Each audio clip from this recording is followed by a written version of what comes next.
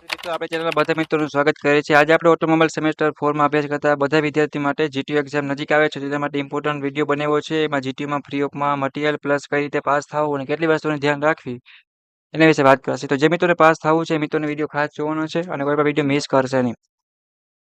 આપણે વાત કરીએ તો મિત્રો રિસેન્ટ ટ્રેન્ડ ઇન ઓટોમોબાઈલ કરીને તમારો સબ્જેક્ટ છે જે ઓટોમોબાઈલ સેમેસ્ટર 4 માં આવે છે. હવે જીટીયુની ગવર્મેન્ટ કોલેજ હશે કે પ્રાઇવેટ કોલેજ હશે, તમે તમારા સબ્જેક્ટને ધ્યાનમાં રાખી, સિલેબસને ધ્યાનમાં રાખી અને વ્યવસ્થિત પ્રશ્નો તૈયાર કરવાના.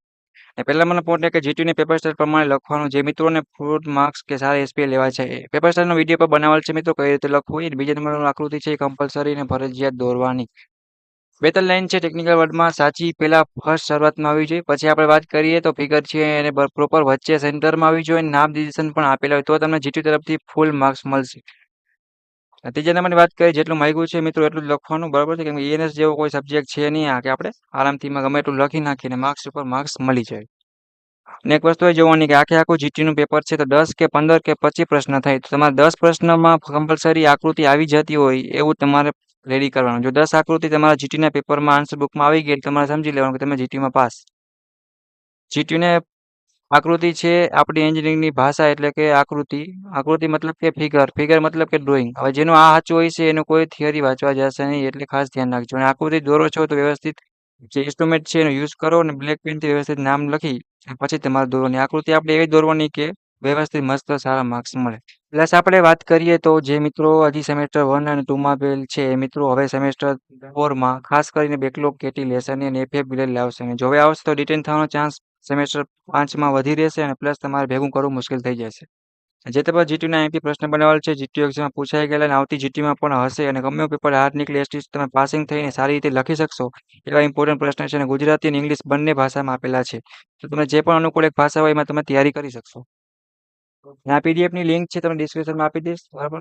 અને એમાં તમે જઈને ડાઉનલોડ પણ કરી શકશો. અને જે મિત્રો હજી સુધી ગુજરાત એન્જિનિયરિંગ એકેડમી ચેનલને સબસ્ક્રાઇબ નથી કર્યું, સબસ્ક્રાઇબ કરી બેલ આઇકન પ્રેસ કરો જેથી કરીને કોઈ પણ નવો વિડીયો આવે તો ફીચરમાં ફ્રી ઓફમાં લાભ લઈ શકે. પ્લસ આપણે વાત કરીએ તો ઓટોમોબાઈલ સેમેસ્ટર 4 માં હજી સુધી જે મિત્રોને જોઈન્ટ થવાનું બાકી હોય એ મિત્રો જોઈન્ટ થઈ જાય. પણ એ ટુ ઝેડ ડાઉટ કેરી કે કાંઈ પણ પૂછવું હોય તો પૂછી લેવાનું. અમારી યુટ્યુબ ચેનલની ટીમ છે તમને પૂરેપૂરું ગાઈડ કરશે અને સમજાવશે. જીટીયુ એક્ઝામ છે આખું સેમેસ્ટર 1 થી લઈ કે 4 થી લઈ સ્ટાર્ટિંગ જે પણ કર્યું છેલ્લા 5 કે 10 કે 15 દિવસ મેસેજ કરીને વ્યવસ્થિત પ્લાનિંગ સાથે વાંચો તો તમે સારી રીતે વાંચી અને પાસ થઈ જાવ. કેમ કે જીટીયુમાં ઘણા એવા મિત્રો છે કે છેલ્લા 10 કે 15 દિવસમાં તૈયારી કરી અને 9 કે 10 એસપીએ લાવે. એવું કાંઈ કમ્પલસરી હોતું નથી કે સેમેસ્ટર સ્ટાર્ટ થાય ત્યારે જ આપણે ધ્યાન દેવી પડે. એ આપણા માઇન્ડ ઉપર આધાર હોય છે કે એકવાર વાંચવું કે પછી 10 વાર વાંચવું અને એકવાર યાદ રહે, એ વસ્તુ ખાસ જોવાની. અમે આપેલા પ્રશ્ન તૈયાર કરી નાખો અને વધારે કોઈને ટાઈમ બચે અને જો વાંચવું હોય તો જીટીયુ એક્ઝામના 4 પેપર છે એ સોલ્યુશન કરી નાખો. પ્લસ જો વધારે ટાઈમ બચે તો તમે જે પણ બુક છે એમાં આપેલા વાહેલા પ્રશ્ન છે એ તૈયાર કરી નાખવાના. એટલે ઓલ ઇમ્પોર્ટન્ટ હશે એ રિપીટ થશે અને તમને પણ લાઇટ થશે.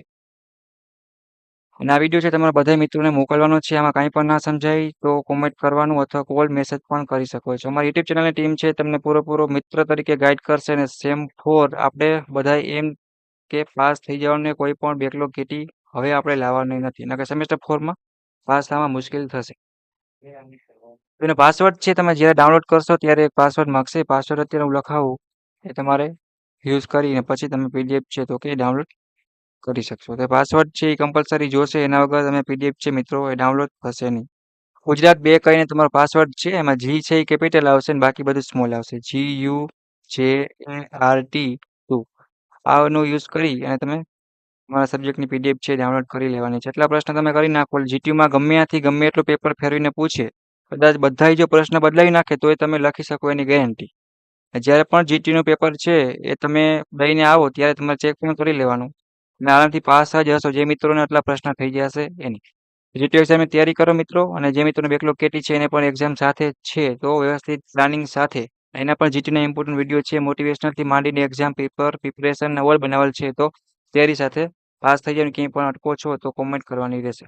વિડીયો સારો લાગ્યો તો સબસ્ક્રાઇબ કરી બેલ આઇકન પ્રેસ કરો જેથી કોઈ પણ નવો વિડીયો આવે તો ફ્યુચરમાં ફ્રી ઓફમાં લાભ લઈ શકો. અને આવા નવા જીટીયુના ઇમ્પોર્ટન્ટ વિડીયો પ્લસ જીટીયુની અપડેટ, જોબ, ઇન્ટરવ્યુ ઓલ વસ્તુ છે એ તમને મળતી રહેશે. તો આશા રાખું છું કે જીટીયુ એક્ઝામમાં બધા મિત્રો ટેન્શન વગર જીટીયુ એક્ઝામ આપશે. અને ક્યાંય પણ ના સમજાય તો પૂછો. Okay, bye bye.